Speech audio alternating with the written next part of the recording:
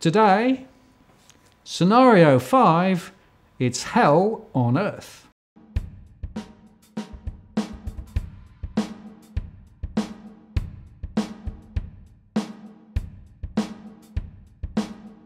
Hello again, it's Martin North from Digital Finance Analytics. Welcome to another post covering finance and property news with a distinctively Australian flavour. So I have rerun my scenario model and I have incorporated, at John's behest, scenario 5, which is effectively the most severe scenario that we could have. So today, and John Adams is with me. John, we're just going to go through and discuss briefly the findings from my scenarios based on the latest information. And we'll start with the sort of the business as usual scenario, right? And it's worth saying for the viewers that each of the scenarios covers things like what we think interest rates will be, employment and those sorts of things coming out from the model. Yep. And then we weight it by a probability. Now that probability comes out of my modelling. Right? Yes. So the business as usual scenario, which is the first one, basically is now rated at 3.5% probability, whereas previously it was at 5%. There's very little change in terms of the outcomes. So this is basically, even if nothing bad happens, we're looking at home prices from peak to trough 10 to 15% down over the next 2 or 3 years. Yep. And just with the business as usual scenario, would it be fair to say that the mainstream economists, like a Sol Eslake or a Stephen Koukoulas, they're saying that the business as usual 10 to 15% is likely what's going to happen? Yeah, so this is the one that's, for example, Morgan Stanley, in their latest missive last week, they said 10 to 15%. Right. And there were a lot of other people, NAB was saying 8% rather than 15%. But yeah, this is, I think, the normal, if you like, standard, banking analyst type modelling, right? Which tends to be rear view mirrored. It tends to be relatively gentle. It also tends each time that they actually come up with the latest ruling on what they think it's going to be, it's getting worse. Yeah. Right. But yeah, so I think there's only a 3.5% chance now of us just seeing that and nothing worse.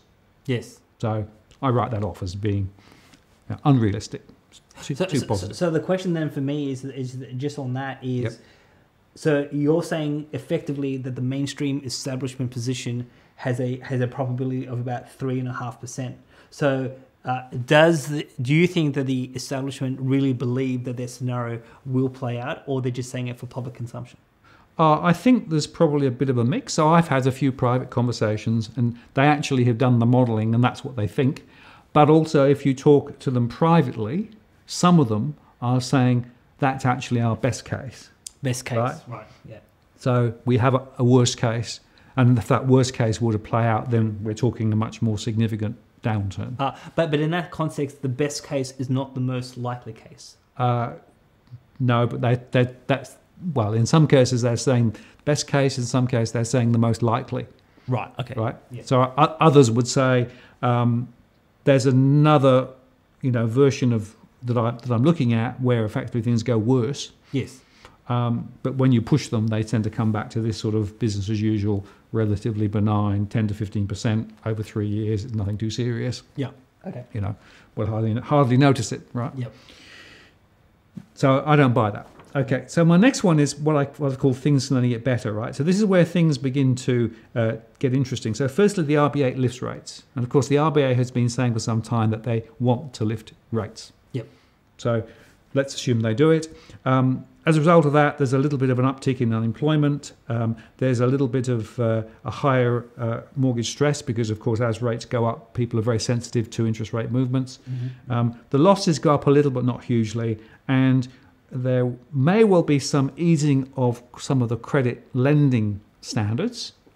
In other words, to allow the market to grow a little bit. But even so, in this sort of second case, we're seeing home prices over the next 2 or 3 years down 15 to 20%. Yep. Right. Now, these are averages, I should say, across the whole of Australia. We do look down at each state and then, the main urban areas and the rest of the state. But I'm just using the aggregate average numbers. Yep. So 15 to 20%. Yeah. And that's got a 35% probability on it. Now, that hasn't changed from last time. Mm-hmm. So it's still, a pretty good bet that could be where we end up. Yep. And I think it's partly a question of what do we think is going to happen internationally? What's going to be the impact of some of the stuff that's going on overseas, particularly in the US with regard to interest rates. But this is a sort of managing our economy locally, nothing too serious internationally up on the downside. The RBA lifts rates a little, and there's a little bit of a shakeout, but nothing serious. Yeah. Right? Okay. So that's that one. Yeah. The next one, which I called Not Yet Doomsday, is again where the RBA has put rates up. But now we are starting to see a higher level of unemployment. We're starting to see more mortgage stress. In this particular scenario, perhaps we've also got now some international impact as well in terms of the exchange rate movement and putting more pressure then on the local economy and those sorts of things.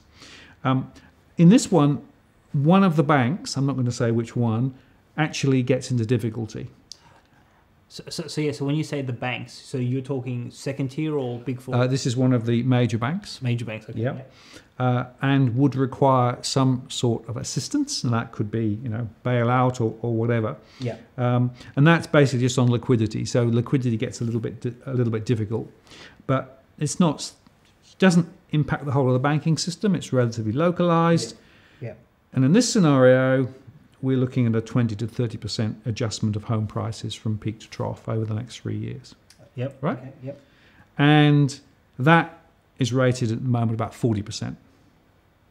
Okay. So that is basically that's your most likely scenario based on your probability weighting. Correct. And in fact, the dotted line there, which is the 50% position, is now sitting within that. So my Not Yet Doomsday is effectively the view that I have, right, of what I think is the most likely to happen over the next 3 years. Sure. Yep. Okay. But then we've now got Armageddon, which effectively was previously the most severe case. Now I've sort of put in brackets Ireland 2.0. Yes. So this is now where you've got international liquidity problems. Maybe you've got an international crisis, or maybe it's a banking crisis. But as a result of that, liquidity becomes a problem. Yes. Right. The Reserve Bank cuts for interest rates. Towards zero. Yep. Unemployment rises. Yes. For all sorts of reasons, not least directly relating to employment or lack of it. Mortgage stress continues to rise. The bank losses rise. Yeah. And home prices go 30 to 45% up. We have bail-in and bail-out happening. Yep. Because effectively the banks are in some difficulty, but they are effectively managed through. Right. Yeah. So this is effectively what Ireland did, right? Yes. As we discussed the other week in our video with Sean. Yeah, that's right. Yeah. Now, that has a 17.5% rating. Yes. Based on my probability out of the model. But then I've got my doomsday scenario, or hell on earth, as you like to call it, right? Yes. Which I've sort of called Iceland 2.0, because basically the Iceland situation was one where the same degree of bailing in and bailing out didn't happen. So they basically said, we got to let this crash. Yes. Right? Yes. And it's the one that you've discussed several times. So if in fact we don't bail out the banks and we basically get that depression running and those sorts of things, right? So this is your worst case scenario. Yes. And I know there are different flavors of it, but I'm just using the sort of the basic assumption here. Yes. So basically, obviously going back to the episode about will one phone call lead to house prices falling by 80%?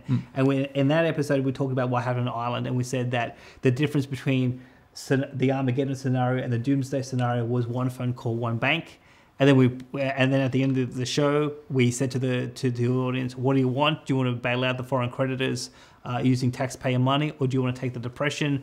96% of people responded to that episode said take the depression. So what they have asked for really is the Doomsday scenario, which is what Iceland has basically did, as opposed to Ireland. Now, we haven't talked about Iceland, but I think without preempting that sort of in-depth conversation, I think it's fair to say to some degree that 10 years on, Iceland is looking, from a macroeconomic perspective, in more healthier shape compared to Ireland, and Iceland basically didn't do any sort of bailout.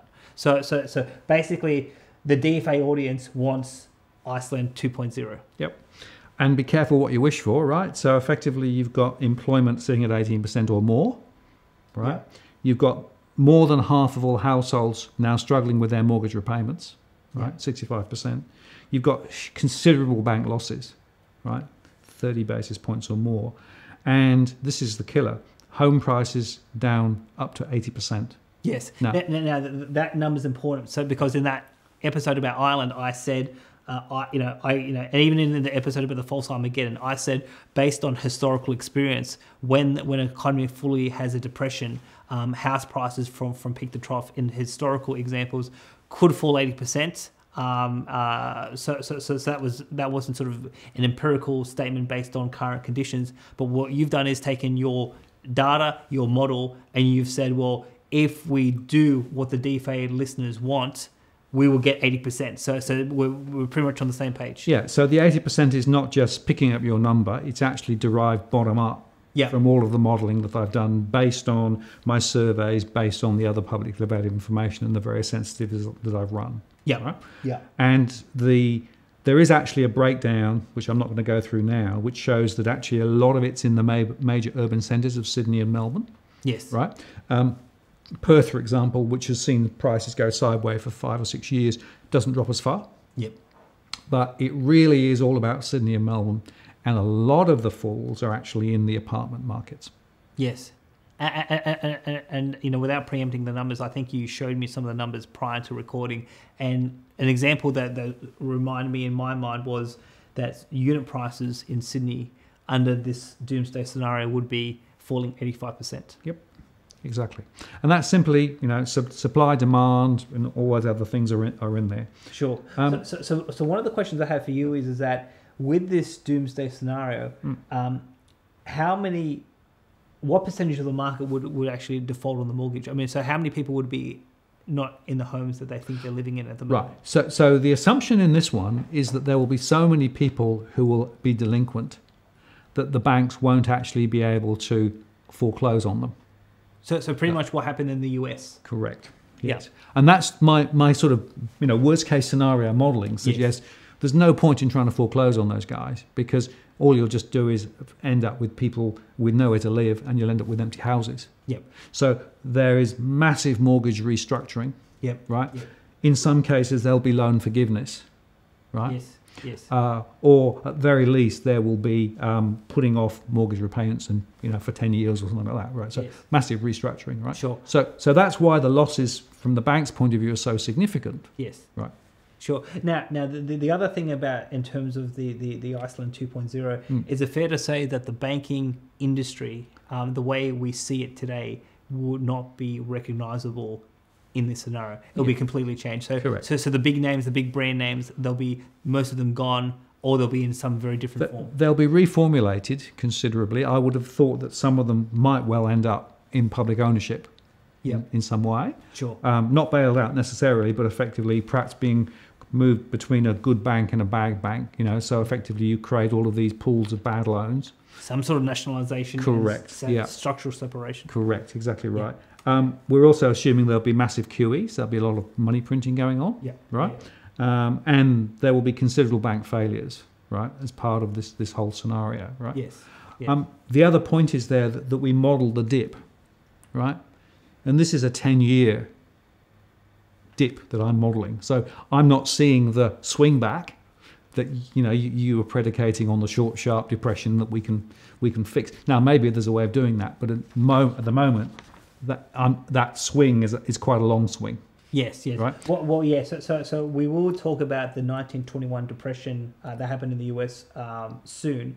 But one of the things that happened in that depression, which was key, was in a depression you don't lower interest rates, you raise interest rates. Yep. So it's actually counterintuitive to the Keynesian model. So where you have in your doomsday scenario that QE would happen, well, to actually quicken the depression, you would actually not have QE, and you would be jacking up interest rate quite aggressively. Yep.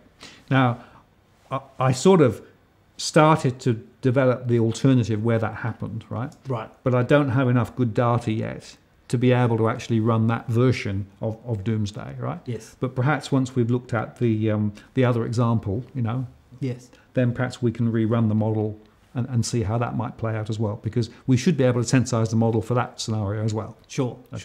But the point there is that there's a 4%, right? A 4% probability weighting on that at the moment.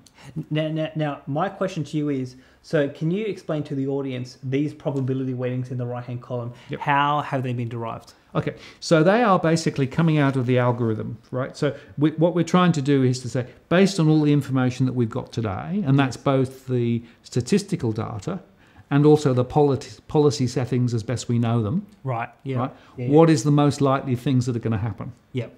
Yep. So hypothesis is it's more likely that there'll be bail in and bail out than not. Yes. Right?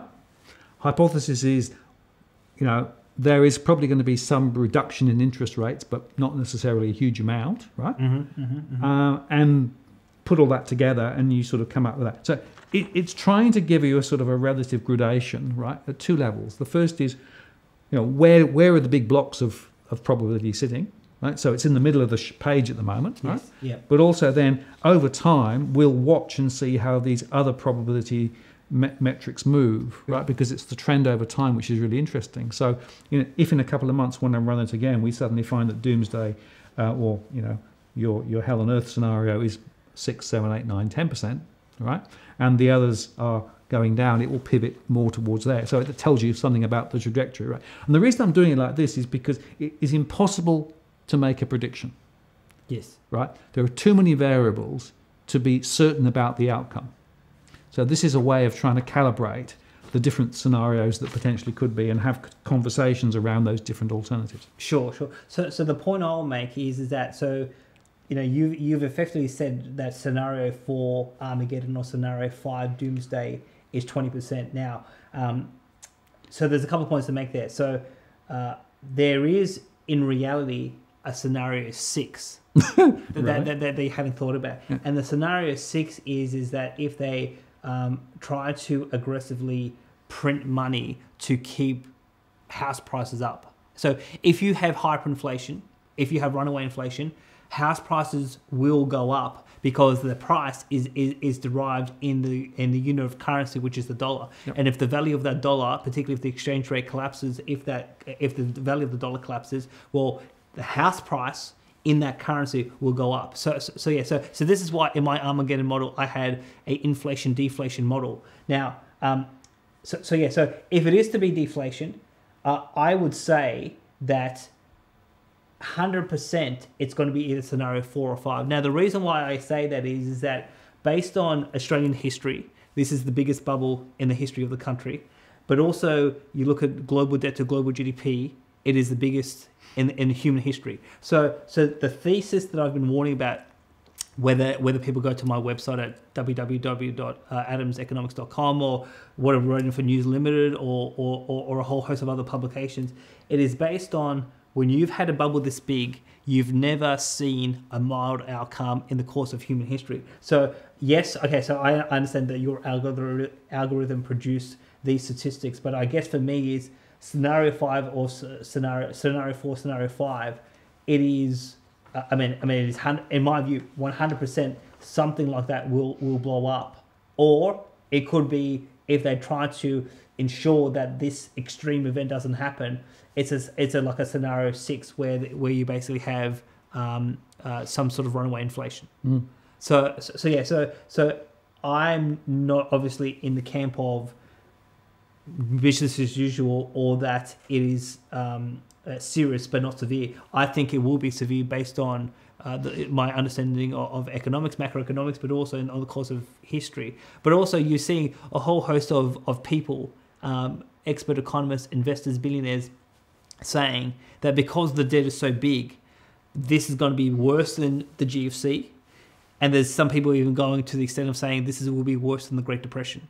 So there's a number of people may think that John Adams is not a credible voice. I don't have like a lofty PhD. I don't have a lofty professorship. I don't have a lofty senior position at an institution. So they're saying, well, okay, he's got a degree, but he's a bit of a sort of renegade in saying these things. But there's a whole host of what they call respectable people saying that it will be an extreme event. So I guess, as a macroeconomist and a monetarist looking at these things, I think a scenario 4, 5, 6, between them, it is 100%. Now, if I'm a betting person, I would think we are likely to go into probably Armageddon. So it's probably going to be Ireland. And then they are going to try to print like crazy to ensure Ireland doesn't become Iceland. So if that were to happen, we could likely see some sort of scenario 6 with the exchange rate getting into some serious difficulty. And obviously, if you look at the Turkish lira, or you look at the Argentinian peso, I mean, they borrow huge sums of money. They got into trouble. Confidence in the international market about their ability to repay their foreign debt has shrunk. This is why you've seen a collapse in the exchange rates. Exact same sort of situation happened with some of the Asian countries like Thailand, Indonesia, and South Korea in the Asian financial crisis. So if we try to rescue the situation with a typical Keynesian response, I mean that sort of extreme event can happen. But if we want deflation, well, and again, because we are not going to engineer the depression or the recession ourselves, it is likely that as the Americans continue to raise interest rates, some big fish is going to say, I just can't pay. That will melt down the markets, contagion, and then we're going to be swept through the tsunami when it comes. Yep. No, I think you're right. My point is, though, that's really hard to model. Yeah. Right? Because what I'm trying to do is I'm trying to always build this from the point of view of the data that's around at the moment, right? Yes. And some of those other scenarios you're talking about are almost too far over the horizon to be able to actually extrapolate from the data. Yes. So it may well be that this is too optimistic, right? But this is on the available data. However, check back in a couple of months, right? Because we'll run the model again. And if you go back a few months, the probability was much more weighted down the scale. So we're actually already seeing the movement up towards the more scary end of the spectrum. Yeah. Right? So it's really the trajectory over time that I think will give us the best clues to what may happen. But my other point is that we want, the people in power, in the RBA and, everybody else in the government to think about these other scenarios and not just be wedded to business as usual. Right? Because if I read the financial stability report from the RBA that came out on last Friday, it was like business as usual was where it is. Yeah. So they haven't even got beyond my sort of 3.5% probability, right? On my modelling. Yep. Let alone yours. Yep. So there's a job of work to do to pull people down to consider seriously these more complex and difficult scenarios we're talking about. Indeed. Well, look, so all I'll say on that is that Media Watch called you, they said that the industry knows you as a bear.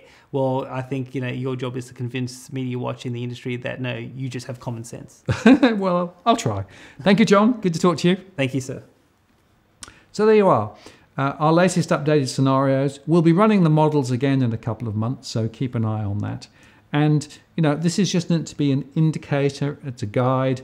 But what it does try to do is to get beyond the simplistic, everything will be fine next year, because frankly, I don't think that's the case. I'm Martin North from Digital Finance Analytics. Many thanks for watching. If you like this post, please add a comment or a question. We read them all. And feel free to support our work via Patreon, the links below. Thanks for watching. See you next time.